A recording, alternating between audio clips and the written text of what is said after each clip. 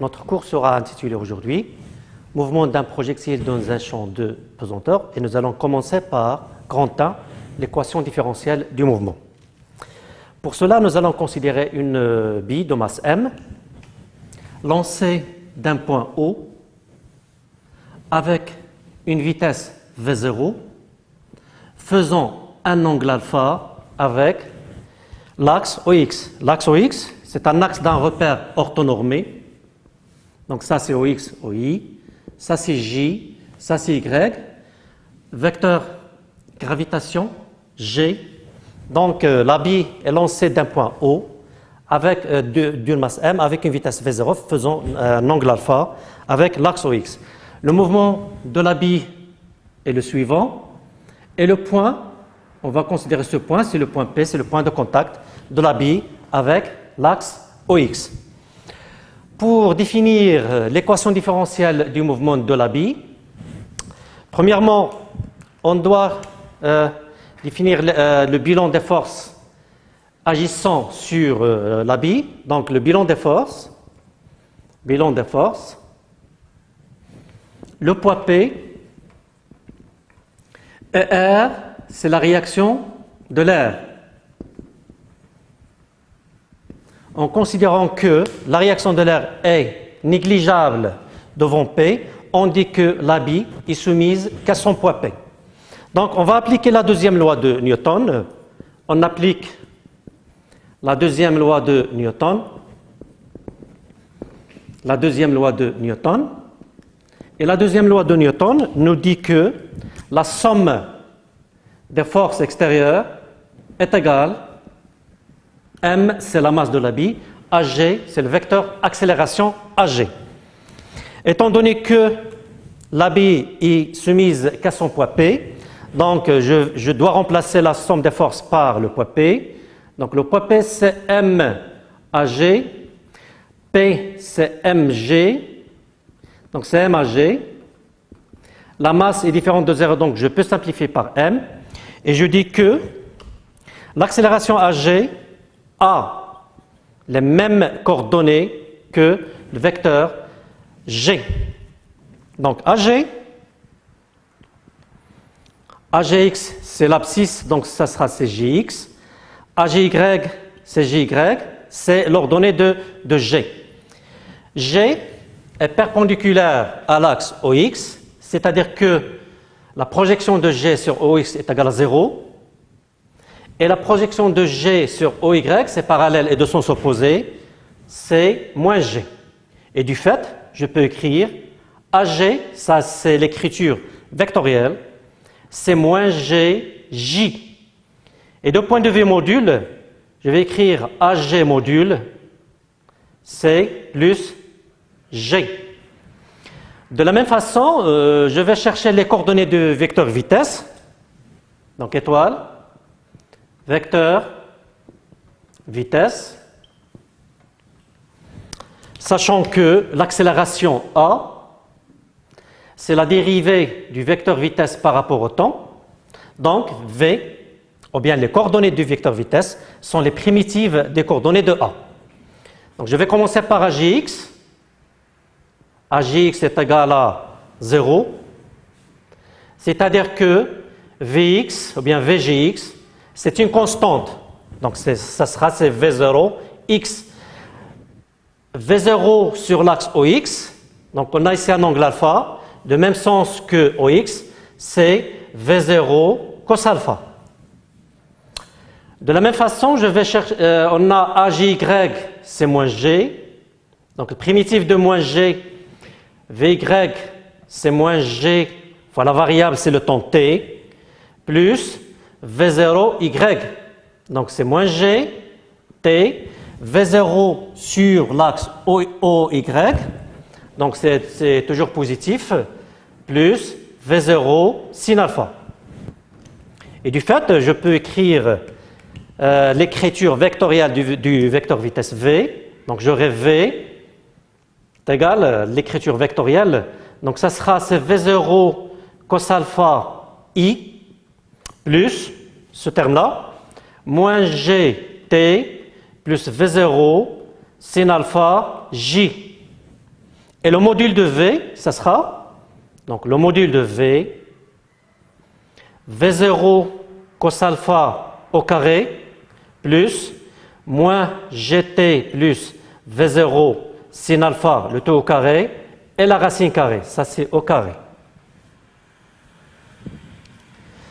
Donc jusqu'à présent, on a déterminé les coordonnées de l'accélération A. Les coordonnées de V sont les primitives des coordonnées. V sont les primitives de l'accélération A. On a déterminé l'écriture vectorielle du vecteur vitesse et le module de V. De la même façon, on va chercher, ou bien déterminer les coordonnées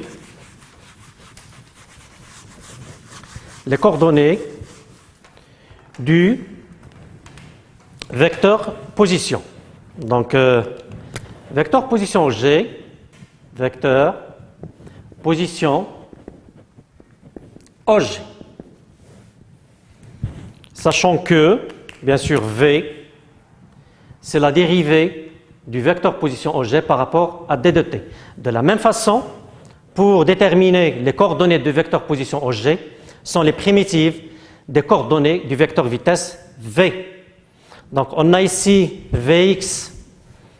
Vx est égal à V0 cos alpha, c'est-à-dire que le primitif de V0 cos alpha, c'est x de t, est égal à V0 cos alpha t plus x0.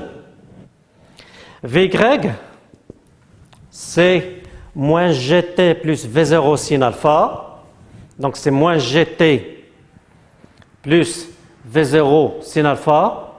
Donc, y de t, c'est moins 1 demi gt au carré plus V0 sin alpha t plus y0. Les deux constantes x0 et y0 sont déterminées par les conditions initiales, c'est-à-dire le point de départ de la bille. Étant donné que la bille, on a lancé la bille du point O, c'est-à-dire que x0 est égal à 0 et y0 est égal à 0. Donc je mets ça, x0 est égal à 0, y0 est égal à 0. Je vais numéroter ces deux équations que je vais appeler sont les équations horaires du mouvement par l'équation 1 et l'équation 2. L'équation 1 et l'équation 2 sont les équations horaires du mouvement de la bille dans un champ de pesanteur, bien sûr, qui est uniforme. On peut en déduire, bien sûr, l'équation de la trajectoire, l'équation de la trajectoire de la bille, l'équation de la trajectoire.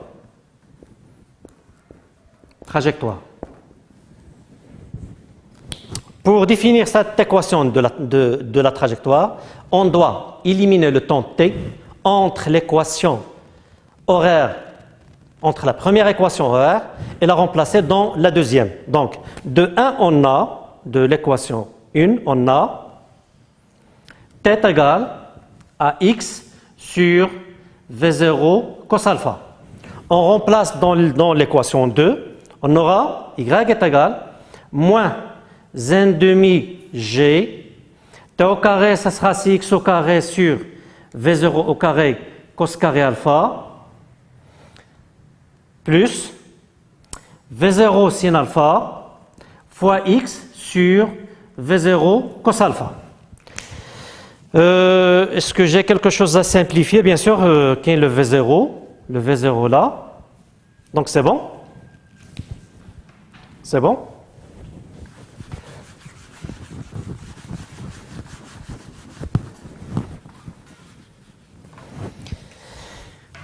Et l'équation de la trajectoire, c'est y est égal à moins g sur 2 v0 au carré cos carré alpha x au carré plus sin alpha sur cos alpha, c'est la tangente, plus tangente alpha fois x. Donc ça, c'est l'équation de la trajectoire du mouvement de la bille dans un champ de pesanteur uniforme. On remarque qu'il est de la forme de ax au carré plus bx plus c, donc c'est l'équation d'une parabole, bien sûr. On va chercher les coordonnées des points caractéristiques de ce mouvement.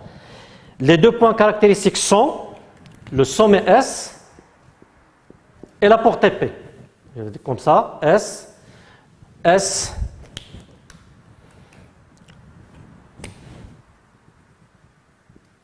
XS, c'est l'abscisse, et là, c'est YS.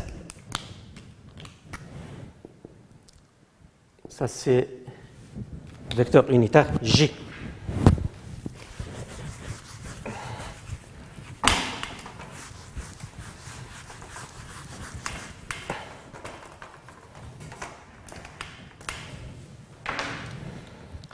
Donc, le sommet S, le sommet S, S, l'abscisse, c'est XS, que je dois le chercher, et l'ordonnée, bien sûr, c'est YS. Puisque S est un point culminant de la trajectoire, donc la dérivée est égale à 0. C'est-à-dire que d de Y sur d de X, le point S est égal à 0. Donc, je dois dériver cette équation de la trajectoire. La dérivée de x au carré, c'est 2x. Avec le 2, on peut simplifier avec le 2. Donc, j'aurai ys est égal moins g sur v0 au carré cos carré alpha xs plus tangente alpha. La dérivée de x, c'est 1. xs, la dérivée est égale à 0, bien sûr. Donc, ça est égal à 0. Ça, c'est d de y, sur d de x au point S est égal à 0. Donc, je fais passer ce terme de l'autre côté et j'aurai gxs sur v0 au carré cos carré alpha est égal tangente c'est sin alpha sur cos alpha. Je simplifie par le cos avec le carré et je déduis que xs c'est v0 au carré sin alpha cos alpha sur g. Ça, c'est l'abscisse du sommet S. De la même façon, pour chercher l'ordonnée du sommet S, on remplace xs dans l'équation de la trajectoire et j'aurai ys est égal à moins g sur 2v0 au carré cos carré alpha, xs au carré c'est v0 4, sin carré alpha, cos carré alpha sur g au carré, plus tangente alpha c'est sin alpha sur cos alpha, sin alpha sur cos alpha, fois xs fois v0 au carré, sin alpha, cos alpha sur g. Je vais chercher est-ce qu'il y a quelque chose à simplifier, bien sûr. Donc on a c'est le v0 au carré, ça c'est au carré, cos carré alpha, le g avec le carré, cos alpha c'est bon, cos alpha. Donc j'aurai le ys est égal, c'est l'ordonnée, ys est égal à moins, donc ça c'est v0 au carré, sin carré alpha sur 2g plus v0 au carré sin carré alpha sur g. Et bien sûr, ça nous donne l'ordonnée du sommet S. ys est égal plus v0 au carré sin au carré alpha sur 2g. Donc voilà, on a déterminé les coordonnées du sommet S, l'abscisse et l'ordonnée. De la même façon, on va chercher les coordonnées de la portée P. Donc ici, je vais écrire la portée P.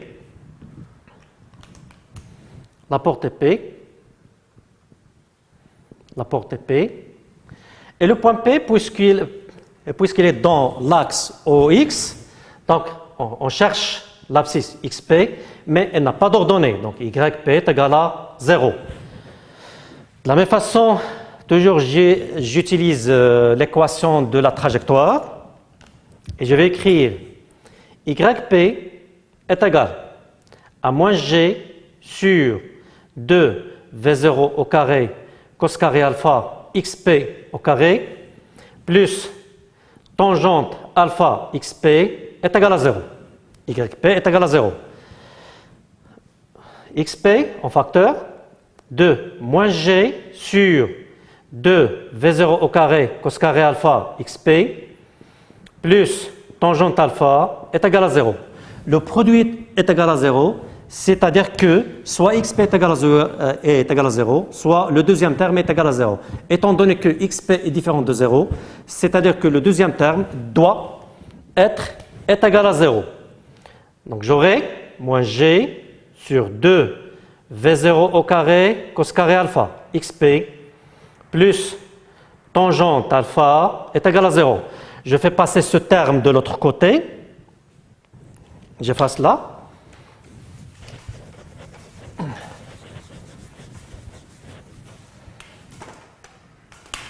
Donc c'est G sur 2 V0 au carré cos carré alpha XP est égal à tangente alpha sin alpha sur cos alpha. Je simplifie par le cos. Ici c'est le carré.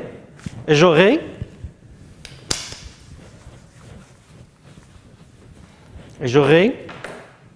XP est égal à V0 de V0 au carré sin alpha cos alpha sur G, ou bien 2 sin alpha cos alpha, c'est le sinus de 2 alpha. Donc XP est égal à V0 au carré sinus 2 alpha sur G. Donc, un petit récapitulatif de tout ce qu'on a vu aujourd'hui. On a débuté par déterminer l'équation différentielle du mouvement, c'est-à-dire l'équation de la trajectoire, en cherchant les coordonnées de l'accélération AG, puis en cherchant les primitifs de ces coordonnées, on a déterminé les coordonnées de V, aussi les coordonnées de vecteur position OG.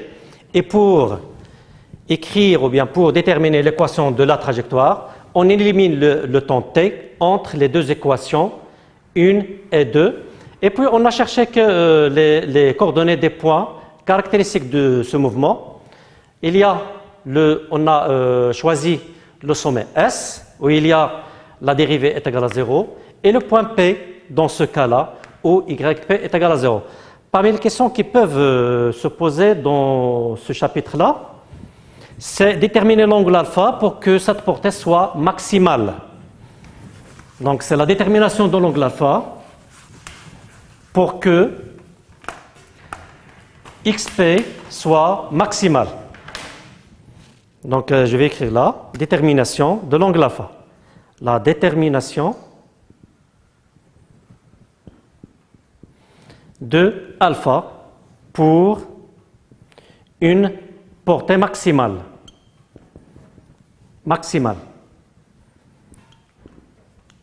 Une portée maximale, c'est-à-dire que XP max.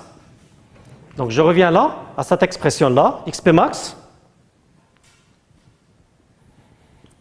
Donc on a G, c'est constante. V0 est déterminé, c'est une vitesse initiale. Donc il est déterminé par la vitesse V0, c'est la vitesse initiale qui doit être maximale, et que le sinus 2 alpha est égal à 1. Sinus 2 alpha est égal à 1, c'est-à-dire est égal à sinus de pi demi. Donc l'angle optimal pour une portée maximale, 2 alpha est égal à pi demi, c'est-à-dire que alpha est égal à P sur 4. Donc, pour avoir une portée maximale, il faut lancer la bille d'un angle faisant P sur 4 sur l'axe OX. Merci.